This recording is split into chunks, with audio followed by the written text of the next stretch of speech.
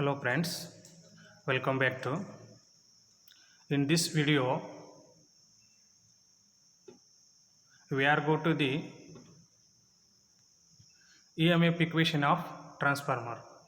EMF equation of transformer ಅಂದರೆ ಟ್ರಾನ್ಸ್ಫಾರ್ಮರ್ನಲ್ಲಿ induce ಆಗಿರತಕ್ಕಂಥ E M ಎಫನ್ನು calculate ಮಾಡೋದಕ್ಕೆ ಒಂದು ನಮಗೆ ಇಕ್ವೇಷನ್ ಬೇಕು.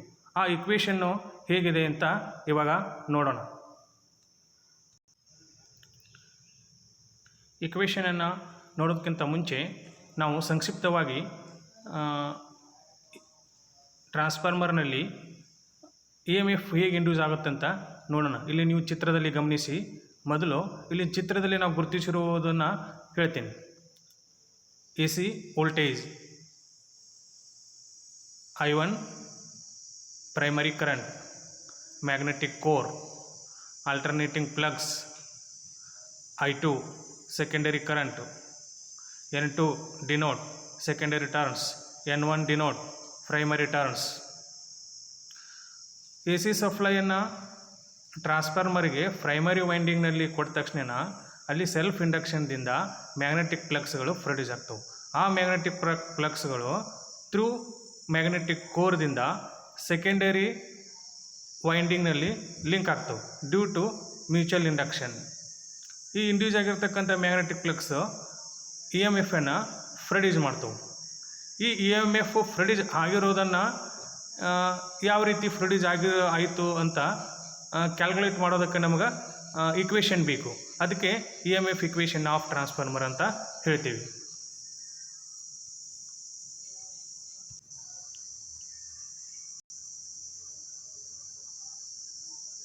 ಇಲ್ಲಿ ಈ ನೋಟ್ಸನ್ನು ನೀವು ನೋಟ್ ಮಾಡ್ಕೊಳ್ರಿ.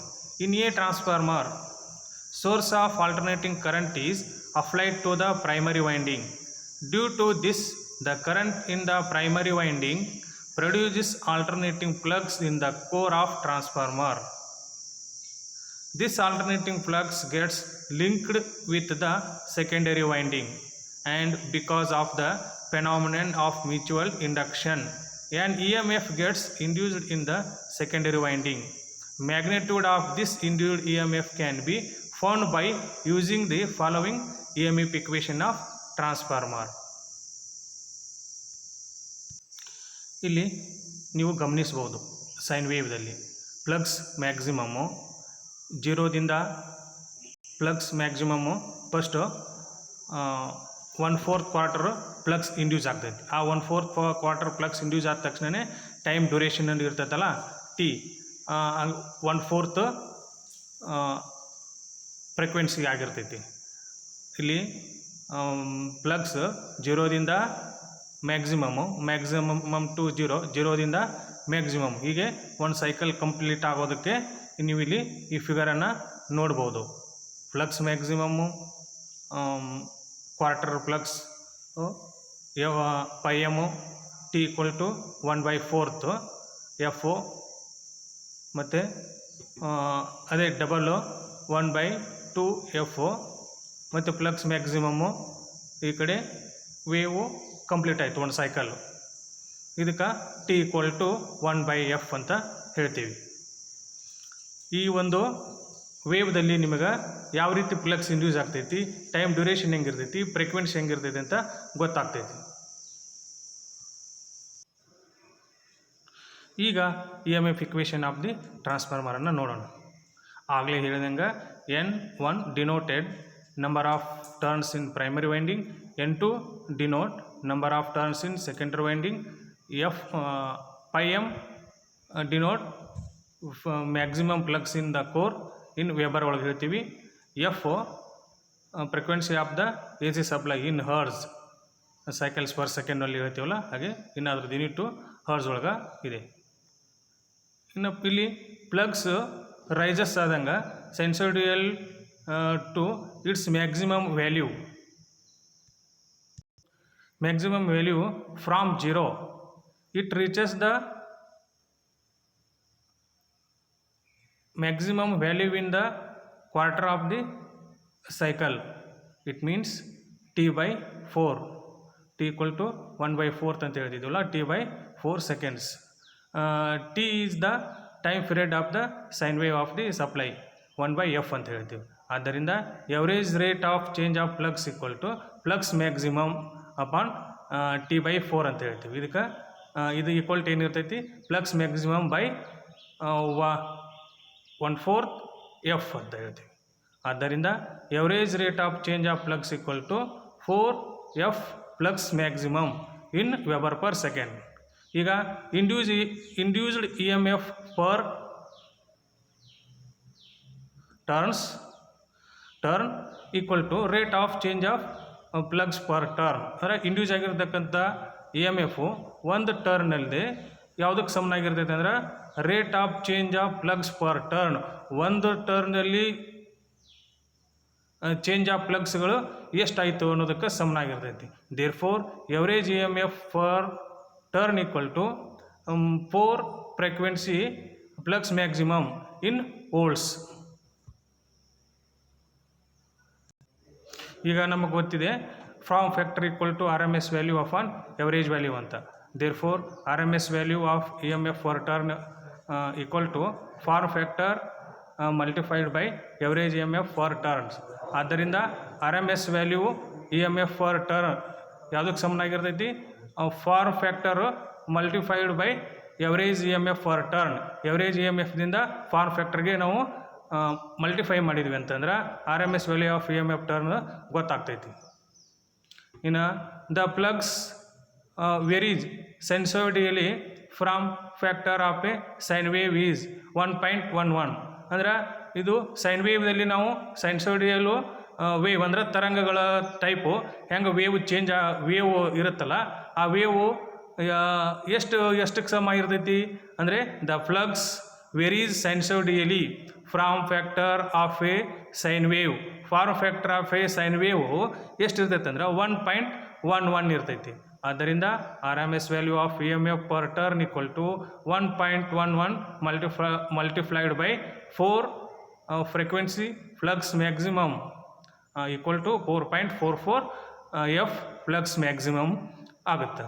ಇನ್ನು RMS value of induced EMF in whole primary winding. Primary side EMF ಎಷ್ಟು ಇಂಡ್ಯೂಸ್ ಆಗ್ತೈತಿ RMS ವ್ಯಾಲ್ಯೂ, ಅದಕ್ಕೆ RMS value of induced EMF in whole primary winding ಅಂದರೆ E1 ಅಂತ ಹೇಳ್ತೀವಿ equal to RMS value of EMF for turn multiplied by number of turns in primary winding. ಅಂದರೆ value of induced EMF in whole primary winding equal to RMS value of EMF for turn multiplied by number of turns in primary winding. Okay. ಇನ್ನು primary ಸೈಡ್ನಲ್ಲಿ induce ಆಗಿರತಕ್ಕಂಥ EMF-ಅನ್ನು calculate ಮಾಡೋದಕ್ಕೆ ಹಾಗಾದರೆ ಇವಾಗ ಏನು ಸಮೀಕರಣ ಗೊತ್ತಾಯಿತು ನಮಗೆ? E1 equal to 4.44 F N1 flux maximum ಅಂತ ಗೊತ್ತಾಯಿತು. That is EMF equation 1. ಈಗ ಸೆಕೆಂಡ್ರಿ ಸೈಡ್ನಲ್ಲಿ ಇಂಡ್ಯೂಸ್ ಆಗಿರ್ತಕ್ಕಂಥ EMF-ಅನ್ನು ಕ್ಯಾಲ್ಕುಲೇಟ್ ಮಾಡೋದಕ್ಕೆ ಏನು ಫಾರ್ಮುಲಾ ಆಗುತ್ತಾ? ಸಮೀಕರಣ ಎರಡನೇದು ಏನಾಗುತ್ತೆ ಅಂತ ನೋಡೋಣ.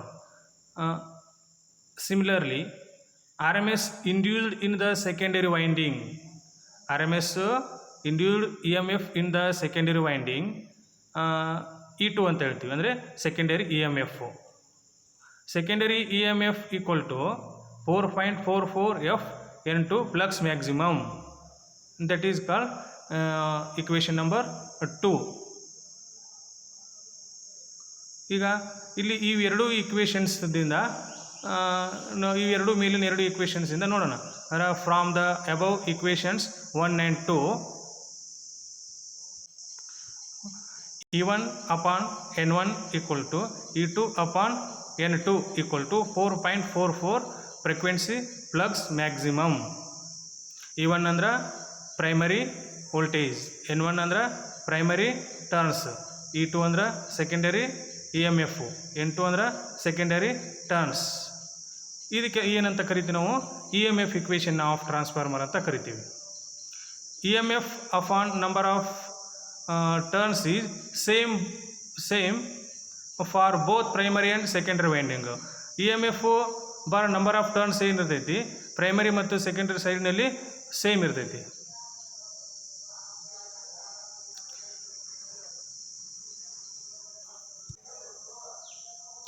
ಒಂದು ಐಡಿಯಲ್ ಟ್ರಾನ್ಸ್ಫಾರ್ಮರ್ಗೆ ಆನ್ ನೋ ಲೋಡ್ ಅಂದರೆ ನೋ ಲೋಡ್ ಇರ್ತಕ್ಕಂಥ ಟ್ರಾನ್ಸ್ಫಾರ್ಮರ್ಗೆ E1 ಈಕ್ವಲ್ ಟು ಏನಂತ ಹೇಳ್ತೀವಿ ನಾವು V1 ಅಂತಲೂ ಹೇಳ್ಬೋದು. ಅಂದ್ರೆ primary EMF equal to primary voltage ಅಂತಲೂ ಹೇಳ್ಬೋದು.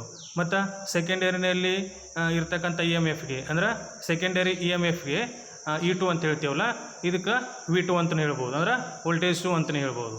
Where V1 supply voltage of primary winding, V2 denote terminal voltage of secondary winding.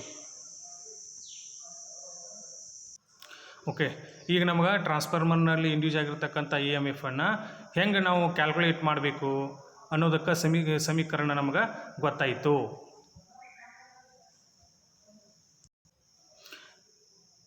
ಈಗ ನೆಕ್ಸ್ಟು ವೋಲ್ಟೇಜ್ ಟ್ರಾನ್ಸ್ಫಾರ್ಮೇಷನ್ ರೇಷಿಯೋನ ನೋಡೋಣ. ವೋಲ್ಟೇಜ್ ಟ್ರಾನ್ಸ್ಫಾರ್ಮೇಷನ್ ರೇಷಿಯೋಗೆ K ಅಂತ ಹೇಳ್ತೀವಿ ನಾವು. K ಈಸ್ ಕಾನ್ಸ್ಟಂಟ್ ಇರ್ತೈತಿ.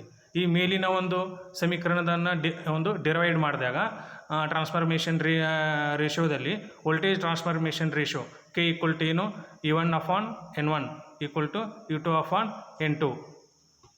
ಇಲ್ಲಿ K ಈಸ್ ಕಾನ್ಸ್ಟಂಟು. ಇನ್ನು ಟ್ರಾನ್ಸ್ಫಾರ್ಮೇಷನ್ ರೇಷಿಯೋ ವೋಲ್ಟೇಜನ್ನು ನೋಡಿದಾಗ ಏನಿರ್ತದಪ್ಪ ಅಂತಂದ್ರೆ N2 is greater than N1. ಅಂದ್ರೆ ನಂಬರ್ ಆಫ್ ಟರ್ನ್ಸ್ಗಳು ಪ್ರೈಮರಿ ವೈಂಡಿಂಗ್ನಲ್ಲಿ ಇರ್ತಾವಲ್ಲ, ಅದಕ್ಕೆ N1 ಅಂತ ಹೇಳ್ತೀವಿ. ಈ N1ಕ್ಕಿಂತನೂ ಸೆಕೆಂಡ್ರಿ ಸೈಡು ನಂಬರ್ ಆಫ್ ಟರ್ನ್ಸ್ಗಳು ಜಾಸ್ತಿ ಇದ್ವು ಅಂದ್ರೆ ಆ ಟ್ರಾನ್ಸ್ಫಾರ್ಮರ್ಗೆ ಸ್ಟೆಪ್ ಅಪ್ ಟ್ರಾನ್ಸ್ಫಾರ್ಮರ್ ಅಂತ ಹೇಳ್ತೀವಿ.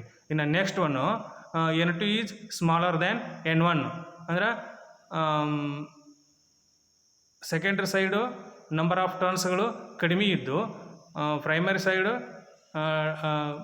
ಟರ್ನ್ಸ್ಗಳು ಜಾಸ್ತಿ ಇದ್ವು ಅಂದ್ರೆ ಆ ಟ್ರಾನ್ಸ್ಫಾರ್ಮರ್ಗೆ ಸ್ಟೆಪ್ ಡೌನ್ ಟ್ರಾನ್ಸ್ಫಾರ್ಮರ್ ಅಂತ ಕರಿತೀವಿ.